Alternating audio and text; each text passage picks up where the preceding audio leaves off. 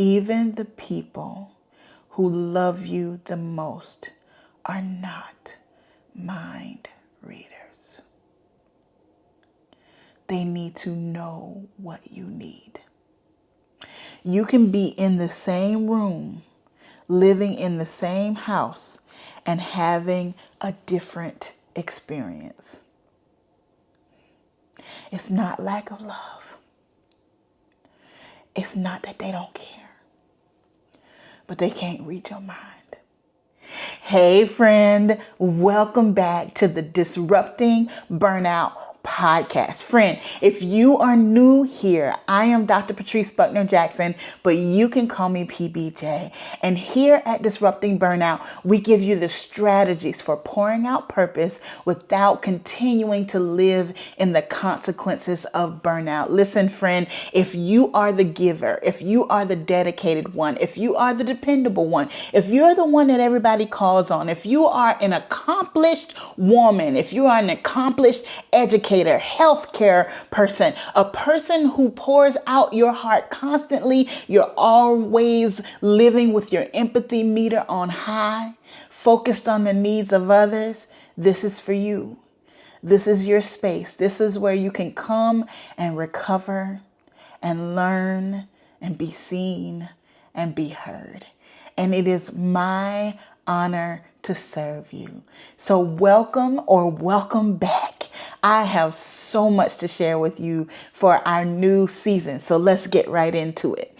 I want to talk to you about a rhythm reset.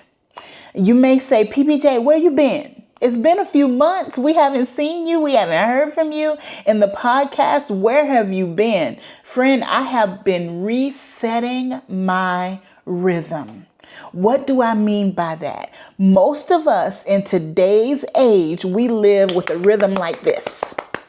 Every day is like Groundhog's Day. We wake up first thing in the morning, and as soon as our eyes open, it's go time. We got to check the email. We got to get the house together. We got to feed people. We got to take care of our own bodies. We got to get out of the house. We got to get to work. We got to do this, do that. And we are running until the point where we collapse in the evening. Maybe not rest, may not even sleep, but collapse. And we wake up the next morning and we do it all over again, all over again, all over again. And we keep telling ourselves, well, I'll rest this weekend, or I'll rest when I take that vacation, or let me just get through this tough time at work. Let me just get through the opening of school. Let me just get through moving students in or out. Let me just get through this semester and then I'll rest. And the rest that you seek has not come. If this is your story, friend, I want to encourage you. You need a rhythm reset. We live our life based on a rhythm. And for most of us, our rhythms are so out of whack. It's not sustainable.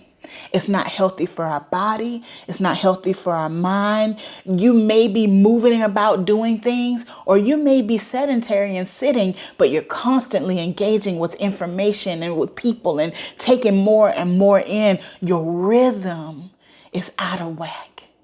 So when I say rhythm reset, I want to encourage you to reset your normal baseline. What is your optimal rhythm for your life where you can be productive, you can accomplish your personal and professional goals, but you are not driving your nervous system to the point of dysregulation? What is that normal baseline, normal rhythm that you want to set in your life? When you have a normal rhythm, you know what to come back to when you get off. Most of us can't even tell when we've gotten off our rhythm because we don't know what normal is. Or the crazy out of whack rhythm has become your normal. So when you reset your normal to a sustainable rhythm, when you reset yourself to a place that you can sustain for a long time, not just what you can do in a small window, when you start to veer away from that rhythm, you are aware of it and you have a home base to come back to. Friend, what is home base for you? What does that rhythm look like for you? So I'm going to tell you a little bit about what I've been doing to reset my rhythm. And I'm going to come back in future episodes and walk you through how you can do it for yourself. Because as soon as I say this out of my mouth, I know you're saying, PBJ, it sounds good, but you don't know my life. It sounds good, but I have children. I have small children. That sounds phenomenal, but we are short-staffed at work and there's nobody for me to give my work to. Or it sounds great, but I have a boss or supervisor or leader or organization who does not honor all the things that you're talking about. So I don't know how I'm ever going to get a break because they would not be open to it. Friend, I'm here to tell you I'm going to help you. I'm going to help you. PBJ, I can't stop. I don't have time to stop. If I stop, all of this falls apart. We're short-staffed. I don't have anybody that can take my place at work. I don't have support at home or at work to stop. Friend, if any of these thoughts come to mind when you think about taking a break, you are the person who needs to stop the most. I want to offer you our stop plan. Simple. I want you to use the same strategies and wisdom and skills that you use at work. And I'm going to guide you to using those strategies to plan micro breaks. I'm not talking about a month sabbatical, but can you incorporate micro breaks into your life as a regular rhythm of rest so that while you are serving, while you are giving, you can have moments of revival so that you can live the life you're living sustainably. Friend, you need to grab this stop plan. Make sure to click the link in the show notes or wherever you're watching or listening to this so that you can get what you need right now. It can't wait. I know you do a wonderful job, but people don't know what it cost you to be you. And you know what the cost has been. It's time to stop. Grab the plan today. So my rhythm reset started in late November, early December 2024. Now, for those of you who have been on this journey with me, you know that my book was published in January 2024, and we did book tours and book launch events and speaking and traveling all over the country. And it was a dream come true. And I loved every minute of it. And I failed to pause and realize the rhythm that I was running in. I failed to recognize the signs and symptoms of needing to slow down, needing to reset. And so by November, I was feeling the pressure. By November, not just all of the beautiful things of 2024, but some of the challenges and the pressures and the life things that happen, I really, really began to feel the weight. And if there's one thing I know for sure, I might not recognize it in the moment, but friend, I know when it's going too far and when I need to stop. And that's the first thing I did. I stopped. I went away physically. I call that sabbatical rest. When you separate yourself from all of your normal responsibilities to go to another place so that you can be quiet, so that you can seek rest, so that you can reset. And that's what I did. I went away to a place only a couple of human beings knew where I was. And here's the thing, I still had a little bit of work to do. I had a virtual conference to speak at. I had a couple meetings I needed to do that week, and it was fine. I was able to do the things that I had to do, but it also afforded me some separation, some recovery, some reset. I went where there's water because water ministers to me. And outside of those things that I had to do, I just sat. I fueled my body with nutritious food. I made sure I had lots of salad and fruit and lots of water that week. I limited my intake to social media and TV and all the things and to other people. I went to a place where no one knew me so that I could just be and not be required to do anything. And that was the start of the rhythm reset for me. I don't know about you, but sometimes when I'm in the hustle and bustle, I can't even think clearly enough to figure out what my next move needs to be. So that's why I encourage you, the first thing you need to do is stop. And I know it seems so impossible with all the things going on in your life, but I've got to let you know that a stop is the most important thing that you can do. So I want to share this acronym with you. I want to share a few steps with you on how you can stop, because you truly can. So I want to walk you through how you can stop. The first thing I want you to do when it's time for a stop is I want you to schedule the stop. Friend, everything that is important to you is in your calendar. Your doctor's appointments are in your calendar. Your work meetings are in your calendar. Your family obligations are in your calendar. And you know, if it's not in your calendar, it's not going to happen. Friend, you need to look ahead right now and determine what dates you're going to stop. Well, what do I say to this one? What do I say to that one? We will get there. Just walk with me. Just walk with me. But the first thing I need to encourage you to do is to stop. You got to schedule that stop. So the essence stop is to schedule your stop. When is a date? When is a time that you can set aside? This may look like a day while the kids are in school. This may look like a long weekend that you have coming up that's an off day from work anyway. This may look like you taking a day off. This may look like you physically going away. This may look like you being away from the house during the day and coming back in the evening. But you got to put something on the calendar. You've got to prioritize this and make a decision. Make a decision that you are going to make this happen. So schedule it. Look at your calendar right now. No time is perfect. The to-do list is never done. The demands never stop coming in. The requests will never stop. You have to schedule your stop. So find a time. The T in stop is triaging your responsibilities. What do I mean? I know that everything in your life is urgent and important. I want you to determine what's important versus what's critical. So what are the things that are important and you will come back to and you will continue taking care of, but you can pause them for a moment? And what are the things that are critical that must continue no matter what? I'll give you my example. So this podcast, for example, this podcast is important.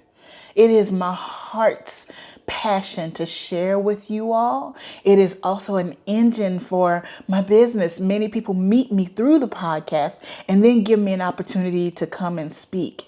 So this podcast is one of the most important parts of what I'm doing with my life right now.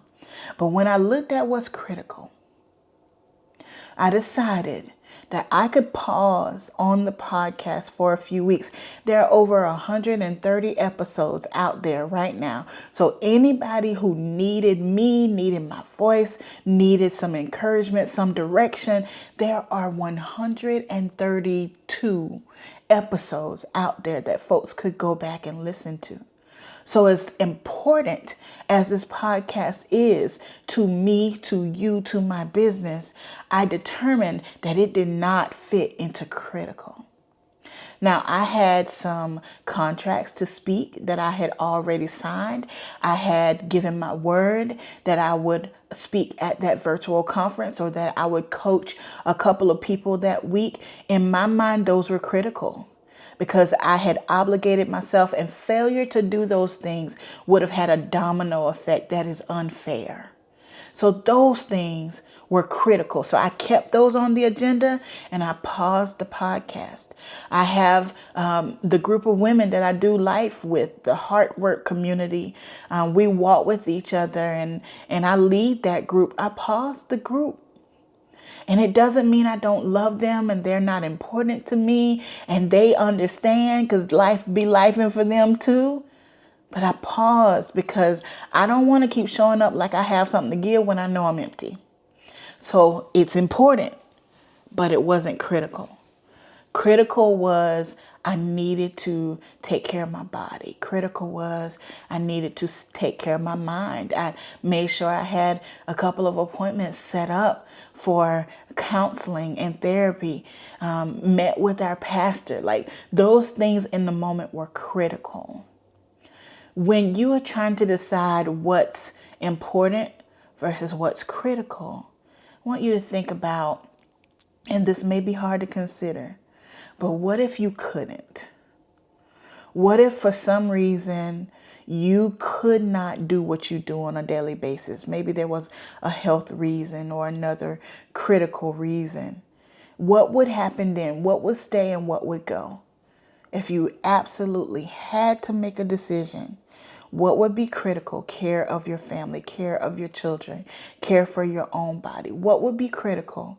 And what is important and things that you will come back to when you can, but they don't fall into critical. So S, you need to schedule your stop. You got to make a decision. You got to honor it, prioritize it, put it on the calendar. T, you need to triage your responsibilities and you need to decide what is critical versus what is important. The O is you need to organize your resources. Who or what can help you? Friend, now listen, stay with me because I know that our folks, you, us, we struggle with asking for help. We have a hard time admitting that we need help. And if we're honest, there's something in our invisible backpack that guides us to feel that way. And yours might not look like mine, but all of us have something in our backpack that discourages us from saying, I need help. But here in this moment, I'm here to tell you that in order for you to reset your rhythm, in order for you to have an effective stop, you are going to have to engage your resources. So who are the people in your life who can help you? Who are the family members? Who are the friends? Who are the colleagues? What are the systems? What is the AI? I don't know. What are the resources that can help you while you stop? One of my resources was a team member. Letting that team member know I am going away for a week. And during this week, I need to disconnect as much as possible. Will you cover me for a week? And yes, I know everybody's busy. I know everybody's overwhelmed. But is it possible that colleague will cover you and then you can cover them? Is it possible that you can make sure everybody gets some time? You got to organize your resources and you got to be willing to say that you need help. And sometimes that resource is right in your house. People who you feel like should know you need help and you shouldn't ask. You shouldn't have to ask. Friend, I'm telling you, I keep learning this. Even the people who love you the most are not mind readers.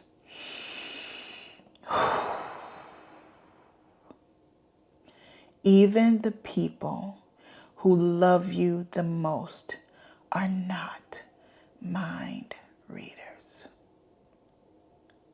They need to know what you need. You can be in the same room, living in the same house, and having a different experience. It's not lack of love. It's not that they don't care, but they can't read your mind. And they are experiencing life differently than you are experiencing life. I heard Dr. Anita Phillips on a podcast. She's a therapist and just phenomenal person.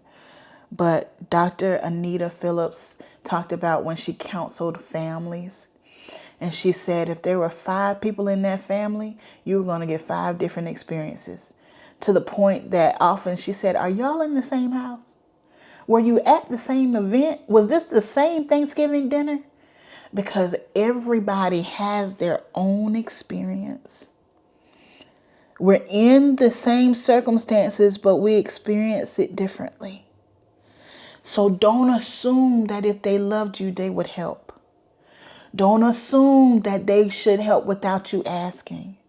Friend, they don't know. I'm talking about good people now. I'm not talking about abuse. I'm talking about good people. They don't know. They don't know what you need. It's obvious to you, but it's not obvious to them. So you need to organize your resources. Who or what can help you? What automation can you put in place for something to happen automatically without you thinking about it? What person can you reach out to say, I'm drowning. I need help here. Can you help me for 2 days? Can you help me for 3 days? Can you help me for a week? Can you help me for a long weekend? You got to organize your resources. You have more help than you think. But unless you engage that help, you're not going to get what you need. All right? So you got to schedule your stop. You have to triage your responsibilities. You have to organize your resources. And finally, I want you to prepare your boundaries and your communication. That's the P. Prepare your boundaries and your communication. What does that mean? Expect that people will want to connect with you while you're away. Expect that the email is going to keep coming in. Expect that someone is going to have a crisis and they're going to be looking for you. Plan for how you're going to set up your boundaries and what communication you want to give to folks. So, for example, if you plan to be away from your phone, maybe you say, I'm going to check my phone at noon and at 5 p.m. For whoever's taking care of my kids or maybe my adult children, I am going to check my phone twice a day, or maybe for a partner who's not with you in this stop away place, right? I am going to check my phone twice a day. Send me a text or send me a call and I will respond during those times if needed. And prepare people. Let them know this is only if you need me. If it's not on fire, if it's not falling apart, if it's not a crisis, this is the week that I need to be alone. Prepare your boundaries. Think ahead of what you need. Where can you go where nobody will engage with you? Or if you need engagement, where can you go where you can get that engagement without feeling responsible or obligated to do anything? Prepare your boundaries and your communication. What do you need to say? Who do you need to tell that you are away? Maybe it's an out of office message on your email. Maybe it's an automatic response on your social media if you're a business person. Maybe you need to tell somebody that you love. But you need to prepare what you're going to say so that you don't feel overwhelmed in the moment. When you do go away, you want the most important folks to know what their boundaries are. And you want to know what those boundaries are. So prepare your boundaries, prepare your communication ahead of time. So when you go, you can go with a clear heart. You don't have to worry about hurting anybody's feelings or whatever story we tell ourselves about taking the stop that we so critically need. So friend, in resetting your rhythm, you're moving from a fast-paced, overwhelming, overburdened, anxious rhythm to a sustainable, home-based rhythm. The first thing you need to do is stop. First thing you need to do is stop. You have got to schedule your time away. You need to triage your responsibilities. you need to organize your resources, and you need to prepare your boundaries and your communication ahead of time, so that when you take this stop, it can truly be refreshing for you. All right, I'm coming back next week to talk to you more about this rhythm reset. I want to talk to you more about the things that I did after my stop and some things that I discovered about myself. It's more simple than you think, friend. And I know we think that the simple thing can't be powerful. It can't be enough, PBJ. You don't understand the weight that I'm under. You don't understand the level of burnout that I'm living on. It can't be this simple. I'm here to tell you the things that we ignore are the things that make the most difference. Walk with me in this, friend. All right, let's keep going. I'll see you next week. As always, you are powerful. You are significant. You are brilliant. And you are loved. Love always. PBJ. Bye, friend.